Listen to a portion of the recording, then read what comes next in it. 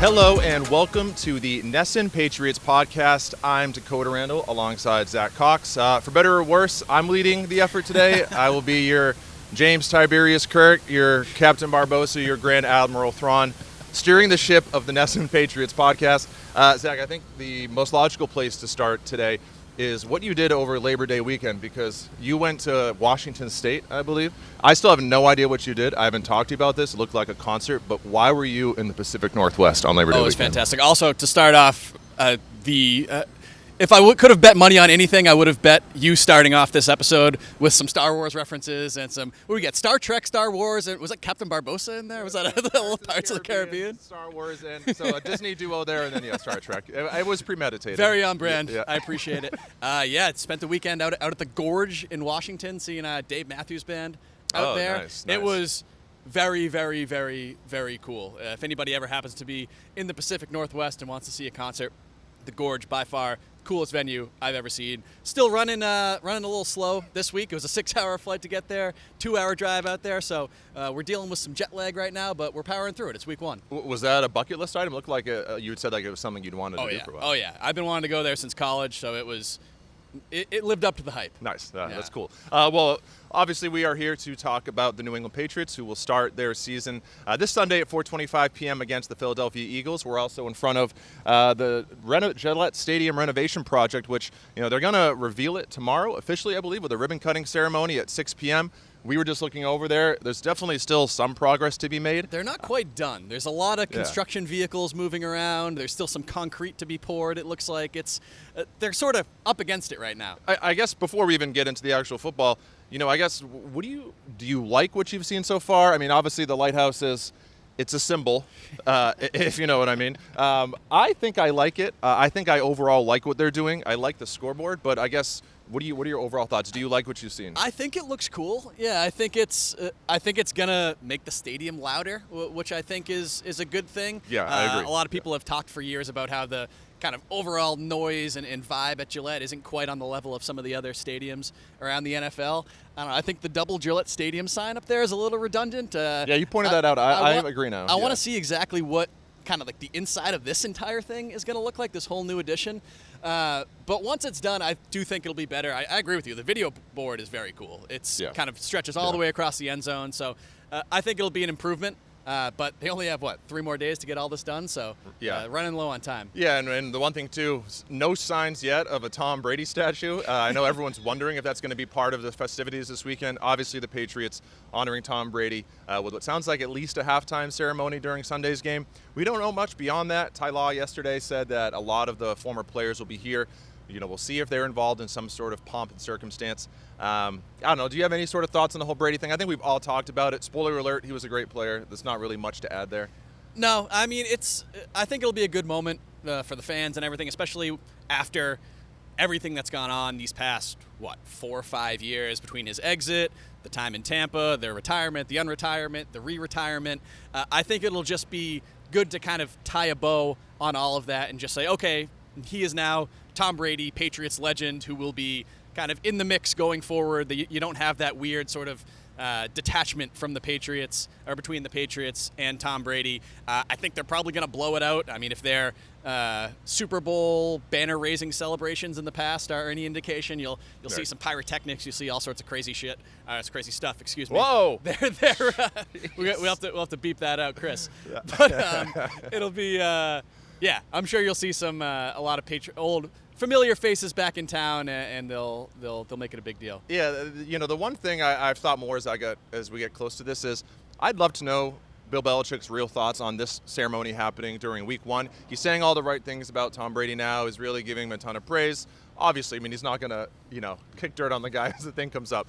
But, this thing could be a real distraction. And I mean, we talked before that Chicago Bears game last year about the whole Bailey Zappi thing with Mac Jones coming back, and how we said there's a non-zero chance that he gets off to a rough start because, he hasn't been out there for a few weeks, and then the fans chant for Bailey Zappi, and that is a huge distraction. And in this one, I mean, it's a tough spot. They're facing the Philadelphia Eagles, the defending NFC champions. Let's say they're not playing well at halftime. Brady comes out there, gets the crowd all riled up. They've been drinking for like 5 hours at that point. And then in the third quarter, you start hearing Brady chants. And I think there's a situation, that could play itself out where it's not the look they're going for? I see that point, and I think that that's definitely a possibility. I mean, going back to that night against the Bears last season, I think that was just an absolute powder keg and all of the wrong reasons. I do think that the way Bill Belichick and especially Mac Jones even yesterday have been discussing Brady's return, I think that factor is probably going to be mitigated a little bit. It's been honestly surprising to me how open Belichick has been in praising Tom Brady these last couple of weeks.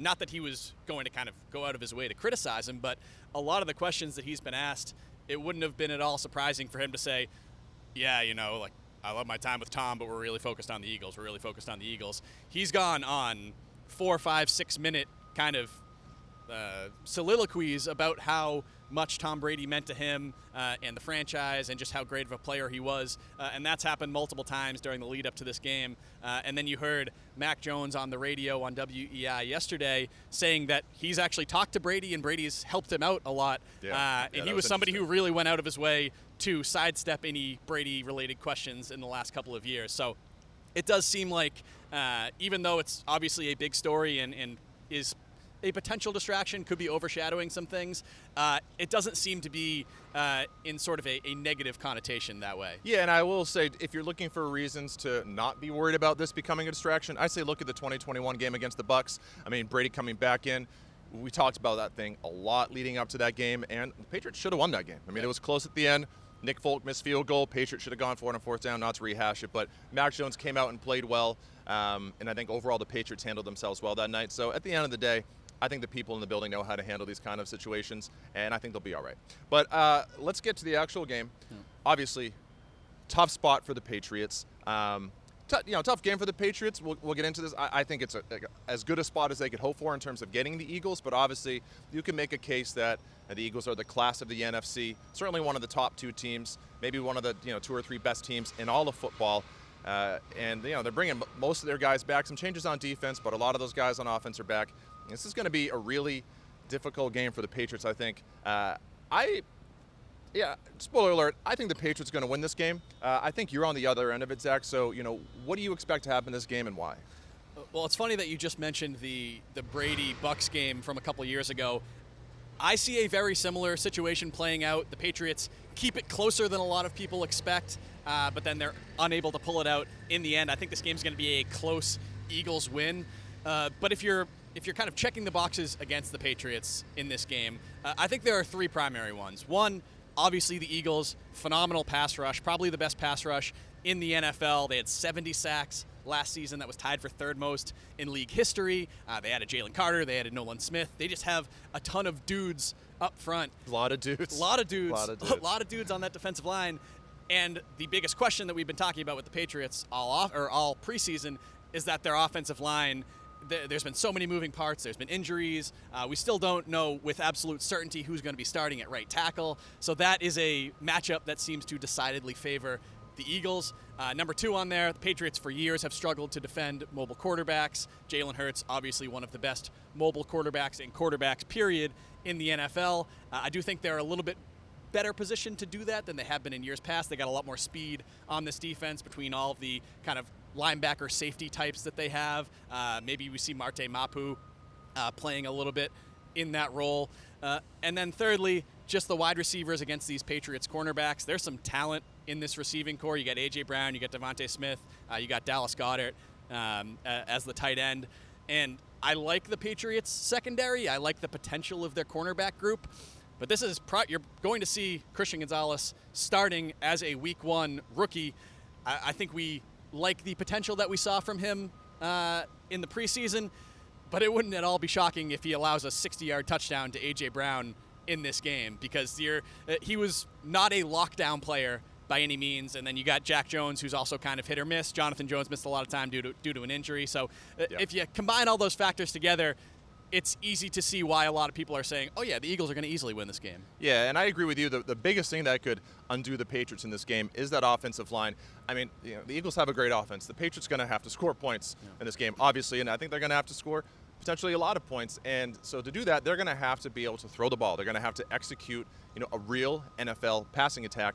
And if they can't protect it, they're not going to be able to get it done. It's going to be a lot of screens, a lot of short, quick passes, a lot of running plays, and I think, they can get by that. Can they score in the upper 20s? We'll have to see. I mean, isn't there still that stat that since Mac Jones came to the Patriots, they haven't won a game where the opponent scored over 25 points? Yeah, that is still correct. Yeah, so is this the day that changes? I don't know. I mean, maybe the formula is the Patriots hold the Eagles under 25. We'll have to see. But, I'm delusional. But as we get close to this game, I've got the sneaking feeling that the Patriots are going to pull it out. It's not going to be easy, but I think there are a few things working in their favor. At the beginning, I mentioned time. If the Patriots were getting the Eagles, week 5 or 6, trying to prepare for an offense like that with a mobile quarterback, all the weapons they have, that's a nightmare. That is not easy to do. But with it being in week 1, the Patriots have had all summer to prepare for the Eagles, who, a lot of teams who lose the Super Bowl have the Super Bowl hangover. It takes them a while to sort of find their groove the next season if they find it at all. So maybe the Eagles have some of that going in week 1. Maybe the pressure of the whole situation with Tom Brady sort of gets them off to a sloppy start at the beginning and the Patriots take advantage. But I just think overall, the Patriots have had all summer. And not only have they had all summer to prepare for this team, to prepare for this offense, but they've had all summer with the same defense from last year. They're basically the same defense with some new players who you mentioned, some potential impact players in Gonzalez, Keon White, Marte Mapu, who, there's a ton of continuity. Jabril Peppers talked about it back in the spring, that they were getting to stuff in spring way ahead of schedule than he had ever seen for an NFL defense. And I think, I don't think you can discount the looks that Malik Cunningham gives them during practice as a mobile quarterback. Obviously, he's not Jalen Hurts, but I do think that helps them in some regards. So I think the Patriots should be prepared for this game. I do not think the Patriots defense is going to get run off the field in this game. I'd be surprised if they do. I think it's an indictment if they do. They should at least have enough answers to the test to keep this game close. So then it will be on the offense to hold up their end of the bargain.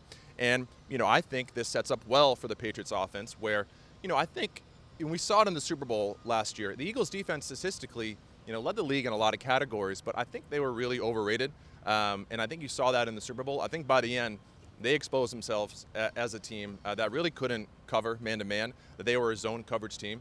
And I think that fits right into what the Patriots want to do, especially a Patriots offense that, maybe isn't quite at the point yet where they feel comfortable going downfield with explosive plays. And like we said before, can't block it. To be the underneath stuff. Maybe DeMario Douglas finds the soft spots in the zone, kind of suits Juju Smith-Schuster's strengths. And so I think, the Philly defense is one that the Patriots offense, especially with Bill O'Brien now leading the charge, I think should be able to move the ball and find success with, provided they can capitalize in the red zone, which was an issue last year.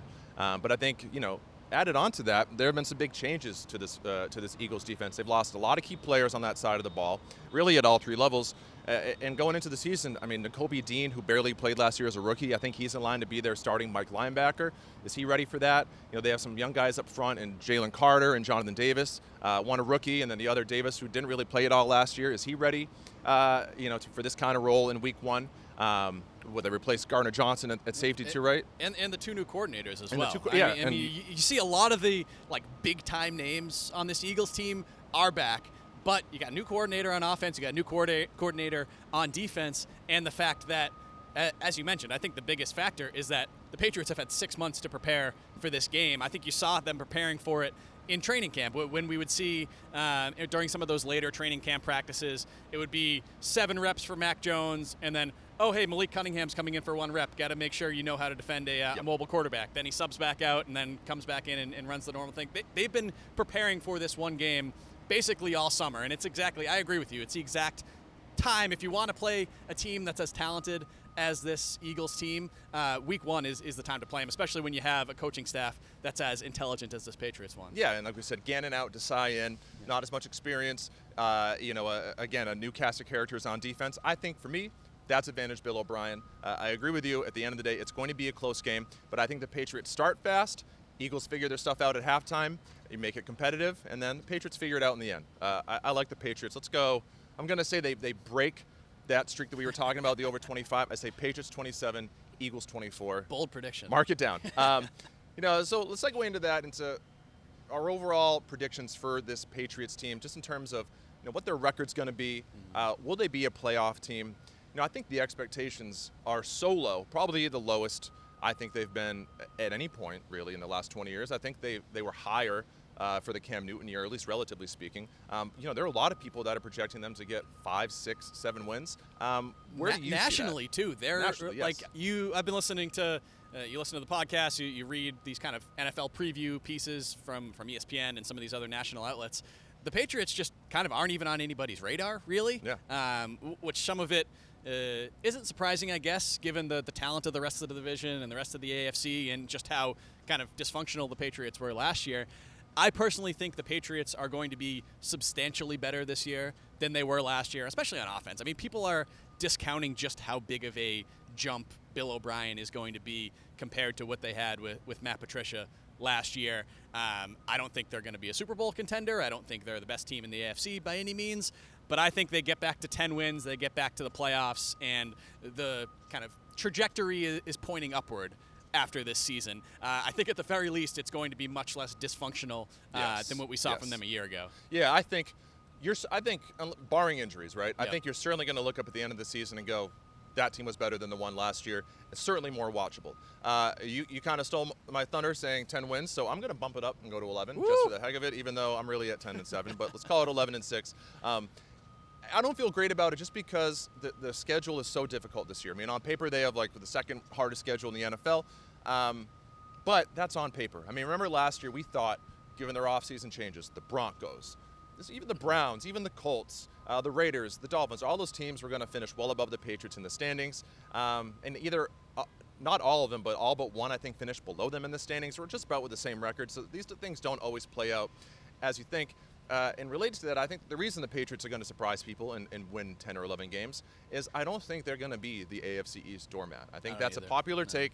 I think people are drinking way too much of the Jets, Aaron Rodgers, Hard Knocks Kool-Aid. I think the Bills are going to take a step back this year. We'll see about the Dolphins. I mean, I know they have a great roster, but I know Tua Tagovailoa hasn't lost to the Patriots, but I'm still not sold on him as a quarterback, regardless of what they say in Miami. I think the Patriots split the AFC East. That's why I think they get to 10. I think wins. everybody in the AFC East is going to be within 1, 2, 3 games of each other by the end of the year. It's going to be basically the polar opposite of the division that we saw here for 20 years. I mean, every team is going to be competitive. I don't think you're going to see a runaway division winner because I agree with you. I think the Bills are going to take a step back. You've seen some breadcrumbs of that over the last year or so. I don't think the Aaron Rodgers Jets are going to instantly be a kind of 15-2 team and cruising to a Super Bowl berth. No. And then with the Dolphins, I like what they have, but it's so dependent on Tua's health and all that. So I think you're going to see everybody in this division within a game or 2 or 3 of each other. Yeah, and I'll believe the Jets have figured it out Yeah. and become like the class of the AFC when I see it. I don't know. Everyone looked at Hard Knocks and thought, wow, this makes them look great. I thought it made them look kind of whack. But that's just me. Maybe I'm reading too much into past Jets teams. Real quick before we continue, I'm now kind of regretting setting up here because I'm sweating. I have a consistent bead on the left cheek. It's quite hot. I got some coming down the back right now. Yeah, so it is what it is. Okay, I want to get into. I'll have to get a little canopy for next week. That's a great idea, actually. Maybe we can set up underneath some of those new awnings in the construction next time. I want to get into X factors. We'll just do 3 each. Players who, the season could either hinge on whether they exceed expectations or just stay healthy, something like that. And so for me, my 3 are Juju Smith-Schuster, Devon Godchaux, and just the free safety position as a whole. Real quick, Juju Smith-Schuster, I mean, he was brought in here to basically be the 1-for-1 replacement for Jacoby Myers, who was the leading receiver the last couple of seasons. I didn't see a ton during training camp and the preseason to make me think that he can fill that void. I think at his best, he's a better receiver than Jacoby Myers, but I am worried about the knee, which there's been, varying reports on it, but I am worried about it, and he didn't look as explosive as I thought he would this summer. But if he does reach his ceiling, I think this Patriots passing attack could actually be pretty good, at least slightly above average. On Godchaux, I just think, the last couple of years the Patriots have had issues stopping the run. Sometimes they look great, sometimes they really struggle, and that kind of dictates everything for them on defense. They cut Carl Davis, who I think maybe was their best pure run stuffer, and they don't really have any depth behind Devon Godchaux now. And so if he gets hurt on that interior defensive line, I don't know how they stop the run. Lawrence Guy's getting older. I haven't seen enough from Christian Barmore to make me think he's ready to be an every down player who can be trusted in the run game. So we'll see. I just think, I think he played better last year than his first season. He's got to be that good again this year, and he's got to stay healthy, or I think they could be screwed on defense. And then free safety, we've talked about the safeties a lot this year. I think they are beyond set at strong safety and box safety. They got a ton of versatility there, a ton of playmakers, but I still don't know what they're going to do at free safety, replacing Devin McCourty. I think, I don't know if in the media we've underrated that absence, but maybe just nationally, locally, fans, whatever, maybe underrate what he really meant to the team. I know I have a cousin who thinks Devin McCourty was terrible and overrated, and he's wrong. I think at the end of the day, you got to have a safety on 3rd and down, 3rd and 8, when the other team's passing. You got to have a guy that you trust to make the right play and be in the right spot, make sure everyone's in the right spot. I don't know if they figured that out during training camp.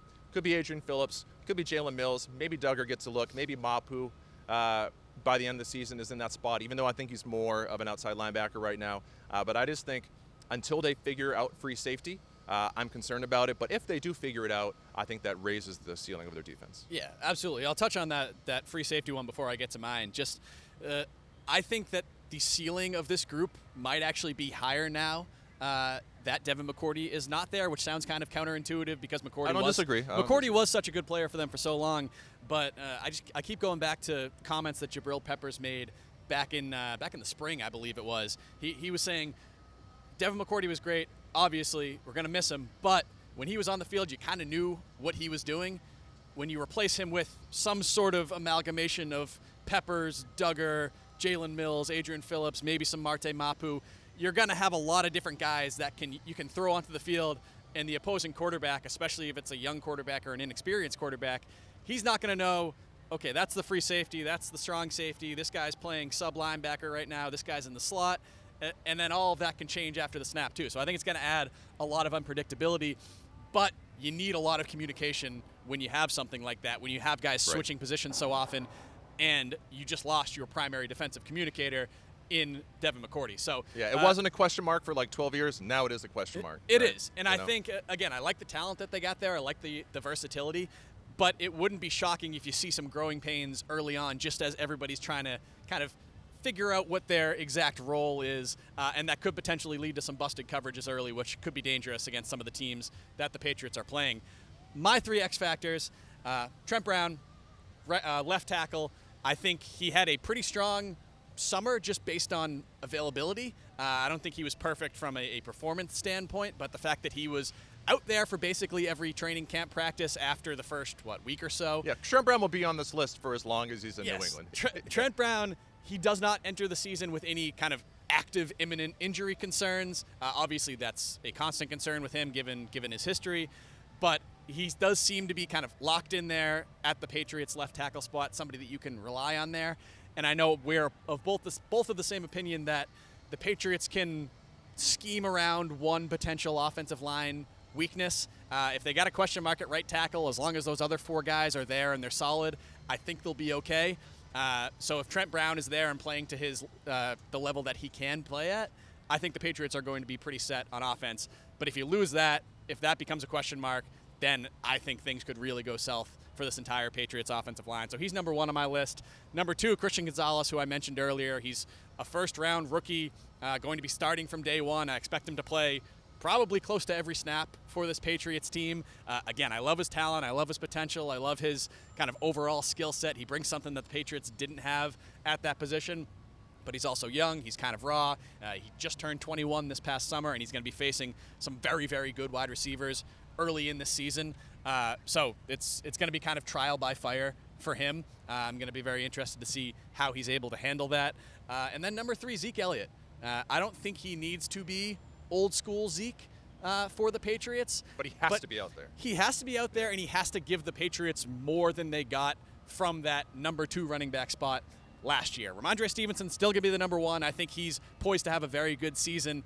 But you can't have what happened to Damian Harris last year happen to Zeke Elliott, where he basically misses half of the season, he's not effective for long stretches, and then the Patriots are forced to call up Kevin Harris from the practice squad or try to rely on Ty Montgomery or something like that. Right. You need that reliable number 2. And I think if they get that, the Patriots backfield has a ton of potential, and I think their ceiling is very high. Even if you get the Zeke that you got last year, that was just kind of a good pass blocker and good on the goal line, I think you're in pretty good standing there. But, he needs to be on the field, and he needs to be that reliable number 2 that they didn't have last year. Yeah, I agree with all those. And I think Christian Gonzalez is a great one because The Patriots, I think they can be better on coverage this year, but they need Christian Gonzalez to be at least good. Yep. I don't know if he needs to be great.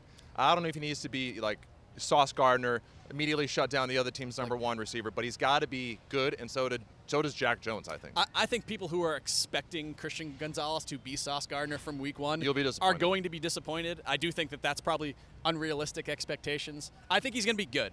I do think there's going to be an adjustment period, and I would advise people not to freak out. Yeah, and I would say also not as nearly as brash, doesn't really have that like alpha dog sort of personality that someone like Sauce Gardner has. Very quiet game. We're talking to Dietrich Wise last week. He said his nicknames for Christian Gonzalez and Keon White, the two of the rookies, are the quiet assassins. They are very quiet players, but they are good players. But I think they're going to need to be good this season for the Patriots. Moving on, I want to get into players we feel good about and players we feel bad about after everything we've watched here over the last 3+ months. Let's start with the good. For me, it's going to be Kendrick Bourne and Juwan Bentley. Trying to pick guys we haven't mentioned so far.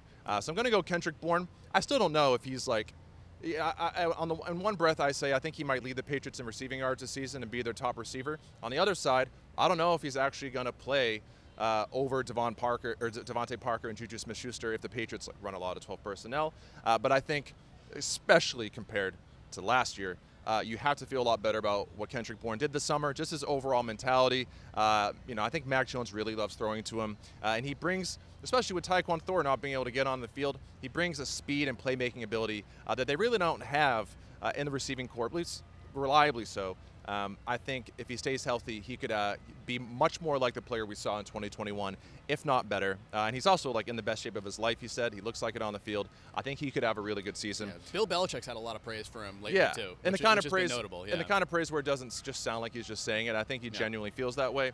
Also, Juwan Bentley, player who, I'll be honest, like last year and throughout his career, I've always said like just another guy. I know the Patriots rave about the leadership and how reliable he is, but I've always thought he's just a solid middle linebacker, nothing more, nothing less.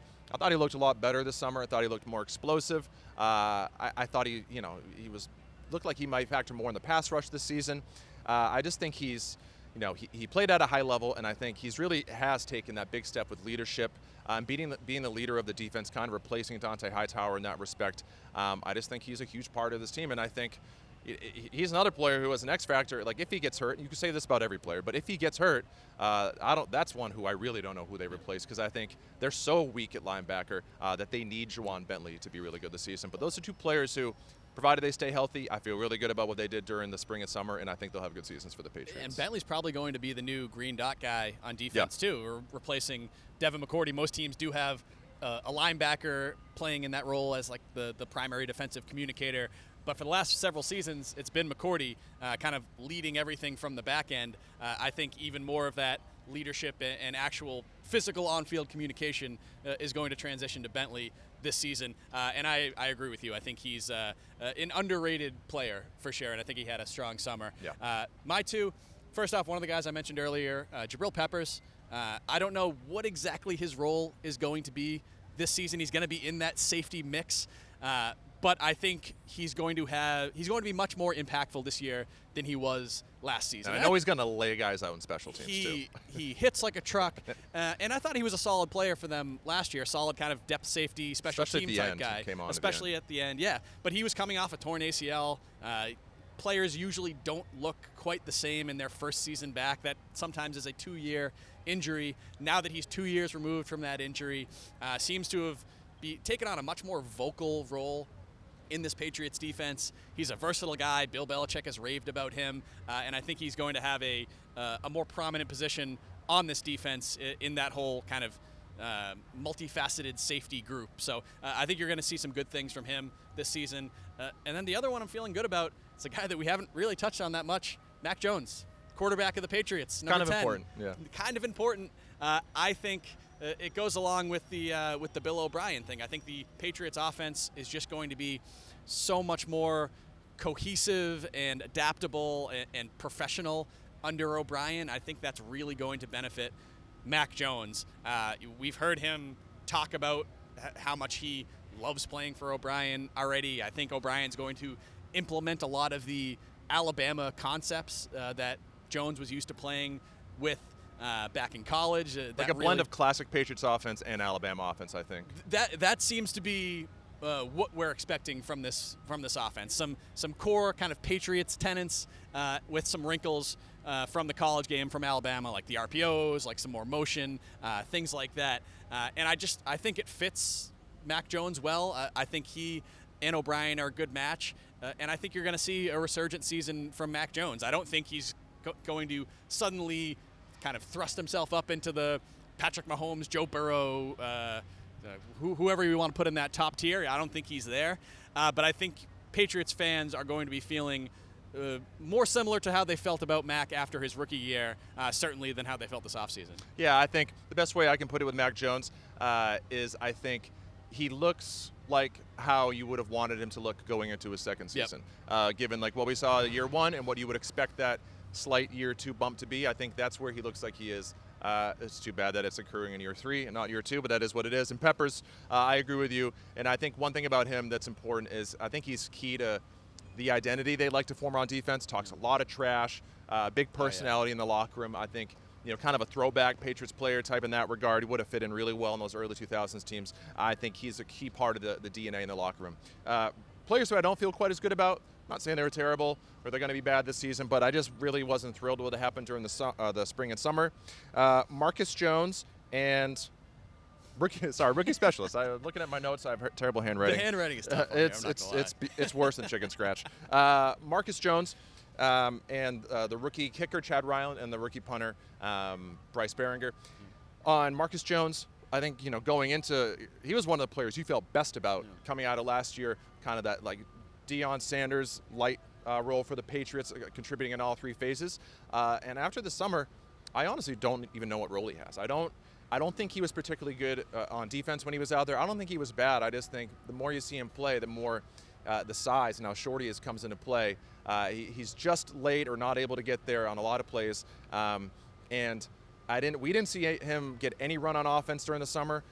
That doesn't surprise me. Even if the Patriots wanted to use him, I don't know if they would have shown us. But we didn't see any of that, and I think the package he would have had on offense, kind of the jitterbug role, some action in the slot, maybe in the screen game, I think that's going to go to Demario Douglas. And then so really at that point, you're left with a punt returner and someone who's a depth cornerback, a depth slot cornerback.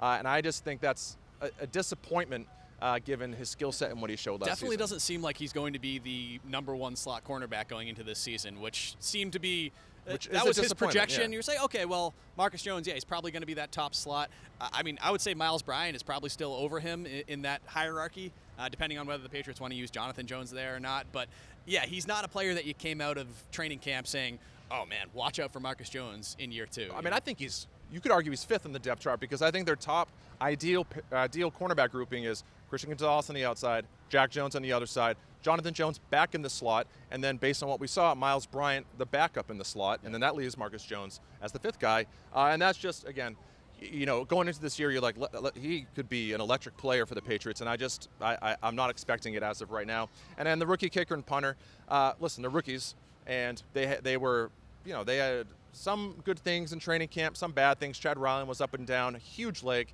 Bryce Behringer, also huge leg. I mean, he's going to kick some bombs for the Patriots. But also when you get to directional punting inside the 50, if he needs to do these coffin corners, pin it down the 10 or the 5-yard line, I think he could struggle. And it wouldn't surprise me if the Patriots elevate Corliss Waitman just to do some of that stuff early on if Behringer proves that he can't do it. And typically, like if the past Patriots team, you go, well, what's the big deal?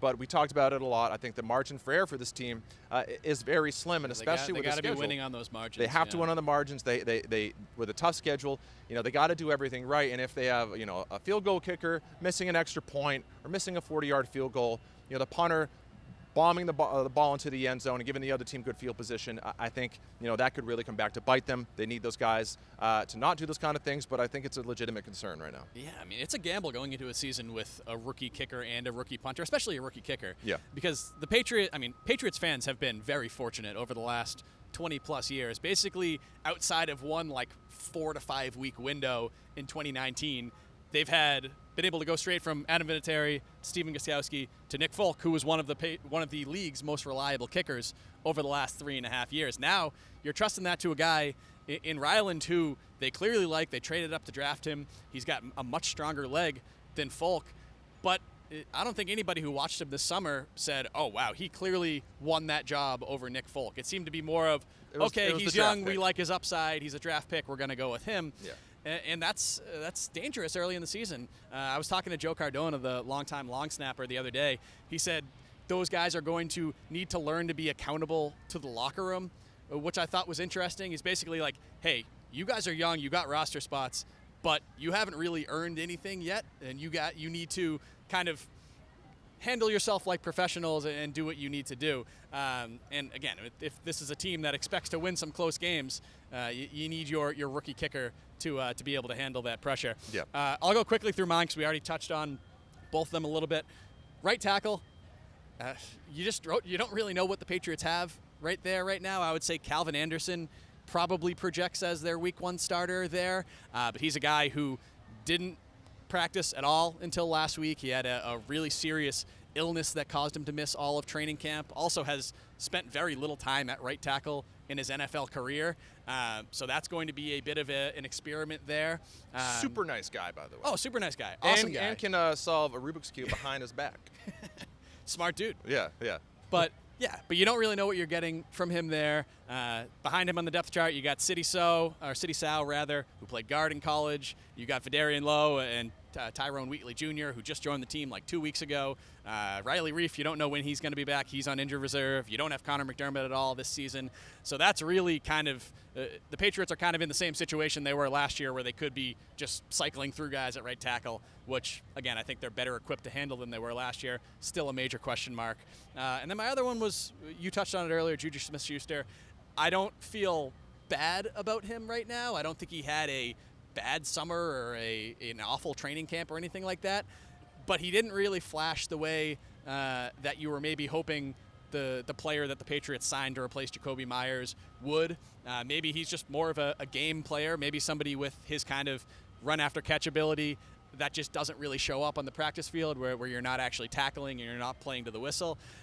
So maybe he'll come out and surprise some people in week 1, but he's not going into this season, in my mind, as kind of the unquestioned number 1 receiver, which some people expected going into camp. Yeah, I agree. That is disappointing, and I think, we've hammered it a lot, but right tackle, I mean, your options at right tackle right now are Calvin Anderson, like you said, who missed most of the summer with what sounded like potentially a near-death event. We don't have any details, but the way he talks about it sounded quite serious. City Zhao, guard, that was playing guard in college, playing tackle, also a Montreal Canadiens fan.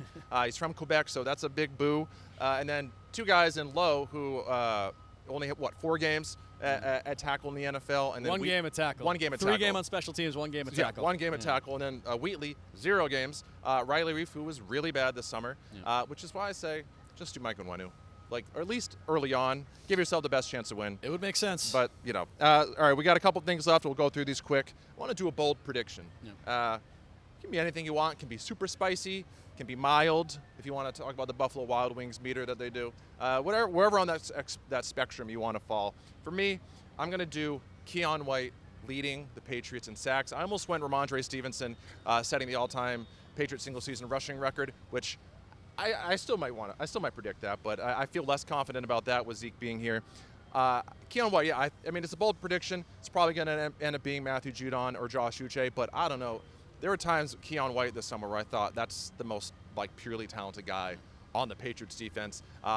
Playing time is going to be the issue. I don't know how much he's going to play over someone like Dietrich Wise. Maybe he's just a sub-package pass rusher. But I think when he's out there, he's going to make splash plays. And it just wouldn't surprise me if you look up and we're in the final quarter of the season, he's got 11, 12 sacks. I could see it happening, and then it just kind of depends on what the other guys do. But I think Keon White has that kind of ability. I think he's going to play far more than I anticipated when he got drafted. And, I think sneaky defensive rookie of the year candidate. That's pretty high on the spicy meter. I like it. Yeah. Speaking of spicy, I am actively sweating right now. Yeah. It's way too hot out here. We're going to have to figure something out for next week. I'm going to be walking around with a sweaty shirt the rest of the day. But I agree. I'm very excited to watch Keon White this season. Don't think I'm going to go that far in my prediction, but I do think that he's going to be a very impactful player basically right from the jump. My prediction, Patriots are going to have a top 10 offense this season. That sounds kind of crazy, but the Patriots had, by many metrics, a top 10 offense in 2021. under Josh McDaniels. Most people probably wouldn't guess that based on the eye test. They weren't as explosive as some other teams in the NFL, and I still am a little bit concerned about their lack of kind of high-end talent there.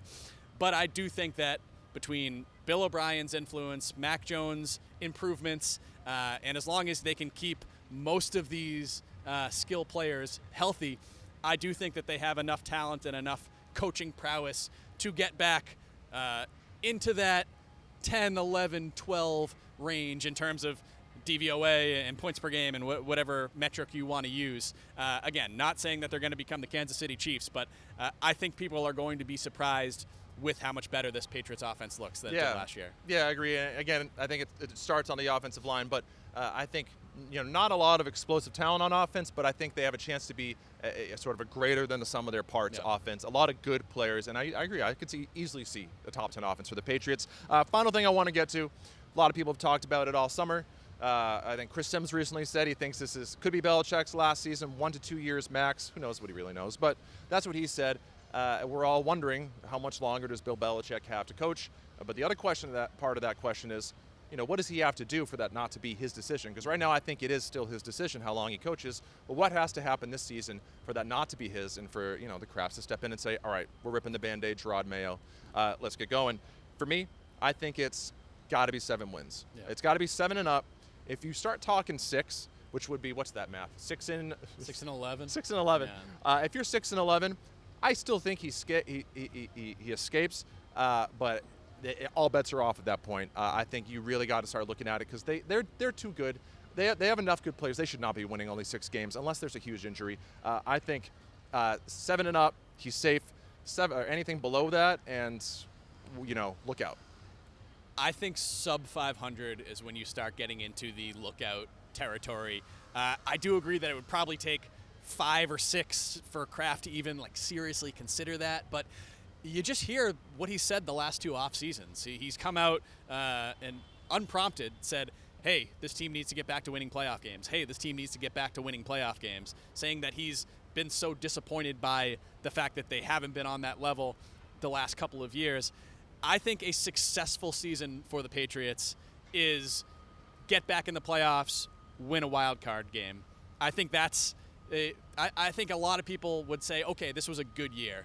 Even though obviously the standard is Super Bowls around here, but I don't think that's a realistic expectation for anybody right now. I think if you get back in the playoffs, you win a game, or you're at the very least competitive in the playoff game that you play in, then I think the Patriots can kind of move forward and feel better about themselves, and I think Bill Belichick's job would certainly be safe at that point.